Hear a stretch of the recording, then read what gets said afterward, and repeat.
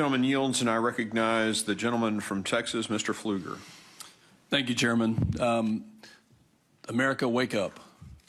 Look over here to the side, to the colleagues that should be here, to my Democrat colleagues. How disrespectful is it? Chief, thank you for being here. Director, thank you for being here. Please tell everyone in your organization thank you for their service. It's extremely disrespectful of my Democrat colleagues to not be here, to not support those who would put their lives on the line to keep our country safe. America needs to wake up to that fact. Chairman Thompson said last year that he would have a border hearing, and he never did. And now he's acting as a partisan agent. Chief Ortiz, we were in Del Rio, under that bridge together with the 20,000 Haitian migrants. We've been in El Paso together. We've been here together. You've mentioned that we don't have operational control of the border, that in over 50% of the southwest border that it's not secure. You've talked about capacity and consequences. And my question for you is, have you shared, as the expert, I'd like you to channel that first and second year Agent Ortiz, Officer Ortiz, the tactical expert. Have you shared your recommendations of how to secure the border with Secretary Alejandro Mayorkas? I would tell you that the Secretary and I have candid conversations about what's happening on the southwest border, and we are exploring every opportunity to make sure that we continue to add capacity for the men and women out there. So to answer your question, yes, I have shared my operational experiences from the last 32 years with the Secretary. So one of those has been consequences. Every agent that I talk to, hundreds of agents that work within CBP, have mentioned that they don't believe that there are consequences, that they don't believe. And you've mentioned the repatriation flights. Is the Secretary listening to your recommendations? Because it certainly appears that that's not happening. Yes, I will tell you that the Secretary and myself have increased consequences for criminal aliens. We've seen more criminal aliens apprehended in the last 24 months than we've seen previously, and we continue to prosecute, work with our DOJ partners and our AUSAs across the southwest border. We are sitting at about a 93% acceptance rate.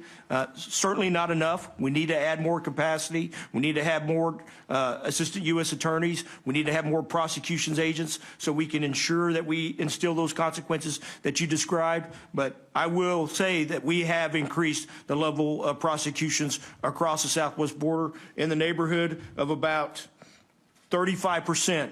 And so that needs to continue, sir.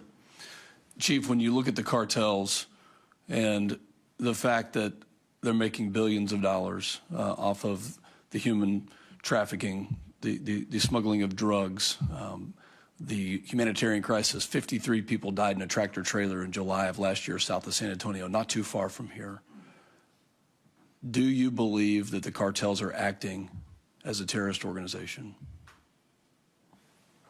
Whether they're acting as a terrorist organization or a criminal organization, I think that the Border Patrol, CBP, DHS, all of our partner agencies need to concentrate their efforts against the cartels, because they certainly are working both in the human trafficking arena as well as the narcotics trafficking arena. And we recognize that they have expanded their capabilities immensely. And so I think it's got to be a whole of government approach. And for me, they are criminals. They are 100% criminal organizations. Do you believe that we are acting as a whole of government approach to prevent the cartels from what they're doing?